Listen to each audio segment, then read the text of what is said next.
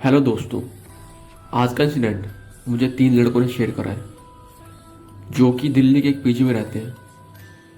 नाम मैं नहीं बताऊंगा पीजी का, पर कहानी बिल्कुल रियल है क्योंकि उनके टोन में जो डर था मुझे वो आज भी याद है। 3 दोस्त, तीनों अलग अलग शहरों से आए थे अपनी पढ़ाई के लिए। उनको पीजी में एक रूम मिला था। उनकी दोस्ती समय के साथ बढ़ती गई। वो ज़्यादा सीरियस टाइप के लोग नहीं थे, मजाक मस्ती करने वाले लोग थे, चिल रहने वाले, हर टाइम कुछ इंजॉय करने वाले। बस एक आदत उनकी बुरी थी कि वो रात के टाइम खाना खाने के बाद स्मोकिंग करते थे।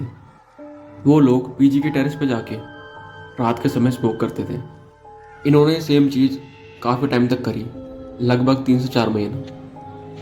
पर पीजी के किसी बच्चे ने पीजी वालों को बता दिया कि ये लोग रात के समय टेरेस पे जाके स्मोकिंग करते हैं।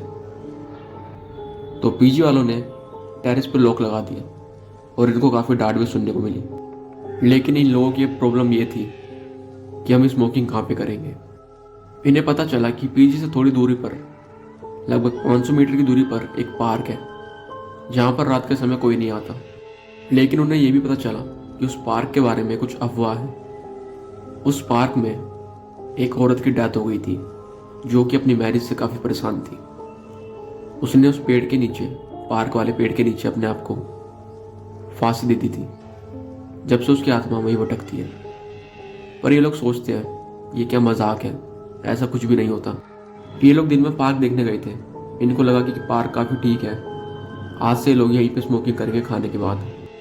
रोज़ खाने के बाद ये तीनों लोग पार्क में जाते थे और वहाँ पर एक बेंच पे बैठ के तीनों स्मोकिंग करते थे, सिगरेट पीते थे और आपस में काफ़ी सारी बातें करते थे। इनको वहाँ अक्सर आधे से 1 घंटा लग जाता था। रूटीन इनका सेम चल रहा था जब तक एक रात सब बदल नहीं गया। एक रात 2 लड़के काफ़ी बिजी थे अपने स्टडी में।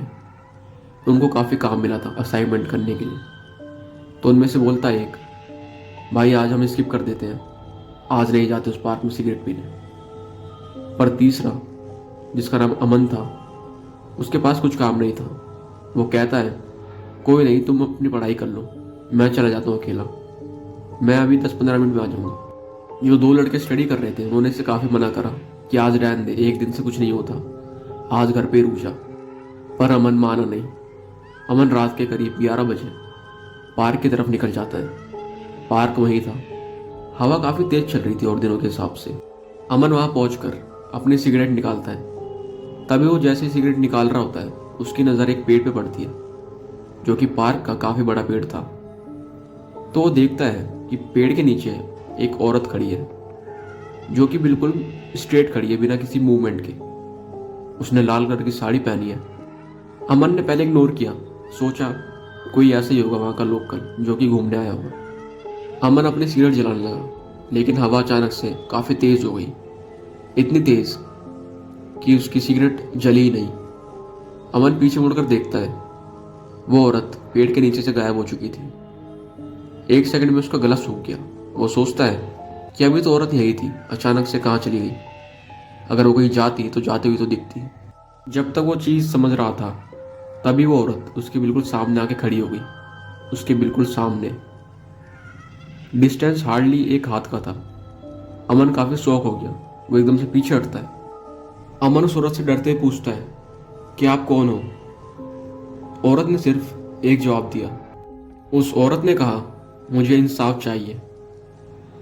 उस मोमेंट में अमन समझ गया ये वही रेड साड़ी वाली एंटिटी है जिसके बारे में अक्सर लोग पीजी में बात करते हैं। उसने कुछ सोचने का टाइम नहीं लिया। वो डर के पार्क से भागकर सीधा अपने पीजी की तरफ आ जाता है। जैसे ही अपने रूम में एंटर होता है, इसके रूममेट्स इसको देख के हैरान हो जाते हैं। वो देखता है कि ये गया तो हंसते हुए था, अचानक से इतनी टेंशन में कैसे हो गया। ये काफ़ी पसीने में भीग चुका था और इसके चेहरे पर एक अजीब सा डर था। वो लोग इससे पूछते हैं, तुझे क्या हुआ। अमन उन दोनों को सारी बातें बताता है जो अभी पार्क में हुई थी। वो लोग समझ चुके थे कि ये कुछ झूठ बात नहीं है, ये एक रियल बात है। तो फिर भी अमन को हिम्मत देने के लिए बोलते हैं, तू इसके बारे में ज़्यादा सोच मत, आराम से सो जा, चल सो जाते हैं, काफ़ी टाइम हो चुका है। तीनों सो जाते हैं। ये कम से कम सोने की कोशिश करते हैं, पर अमन को नींद नहीं आ रही थी। रात के करीब 3 बजे जब ये तीनों लोग सो चुके थे, कुणाल की आँख खुलती है क्योंकि एक डोर पे एक बेल बजाने की आवाज़ आई थी, जैसे किसी ने डोर को नॉक करा हो और एक बेल बजाई हो। वो सोचता है कि पीजी का गार्ड होगा, कोई कुछ हेल्प के लिए आया होगा, किसी को कुछ काम होगा। वो अमन को नहीं उठाता क्योंकि उसे पता था अमन काफ़ी डर चुका है और काफ़ी थक चुका है। वो ऋषभ को उठाता है। दोनों डोर तक जाते हैं साथ में। दरवाज़ा खोलते हैं तो वो देखते हैं कि डोर के बाहर कोई भी नहीं था, ना किसी की आवाज़, ना किसी के चलने की कुछ फुट स्टेप्स। वहाँ पे कोई भी नहीं था। दोनों सोचते हैं यार रात के समय किसने मजाक करा हमारे साथ। उनको फिर बालकनी की तरफ से किसी के चिल्लाने की आवाज़ आती है, जैसे कोई अमन का नाम लेकर उसे बुला रहा हो। आवाज़ आती है अमन।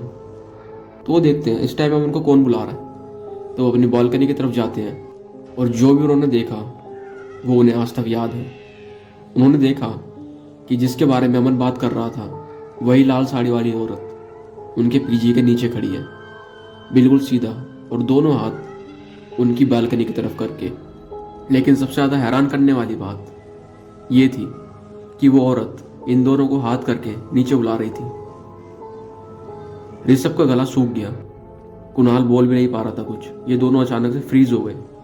ये दोनों सीधा रूम की तरफ भागे, अंदर बालकनी को लॉक करा, और पूरी रात उनका एक एक सेकंड बालकनी की तरफ देखते हुए बीता। ये लोग डर रहे थे कि वो औरत अभी डोर के पास ना आ जाए, या फिर क्या पता वो दोबारा आवाज़ लगाए। इन दोनों की आवाज़ सुनकर अमन भी नींद से उठ गया, और जब उन्होंने बताया कि नीचे कौन था, अमन एकदम शांत हो गया और वो काफ़ी घबराने लगा। उस रात तीनों एक ही रूम के कोने में बैठे रहे। उनकी लाइट्स ऑन थी, सारे दरवाजे और खिड़की लॉक, और उनकी सांस काफ़ी तेज चल रही थी, और उनको खाली एक ही डर था कि वो औरत फिर से ऊपर ना जाए। जब सुबह हुई, तीनों का चेहरा एकदम सफ़ेद पड़ा हुआ था और तीनों को काफ़ी नींद आ रही थी। पूरी रात जागने का अजीब डर इनके अंदर घुस चुका था। सबके एक्सप्रेशंस एकदम मर चुके थे। उस दिन तीनों ने डिसाइड किया कि पार्क की तरफ दोबारा जाना तो छोड़ो, उस पार्क का नाम भी नहीं लेंगे। और अच्छी बात यह थी कि उस रात के बाद इन लोगों की स्मोकिंग की आदत भी छूट चुकी थी। बाद में जब पीजी वाले से पूछा गया तो उन्हें एक शॉकिंग चीज़ पता चली।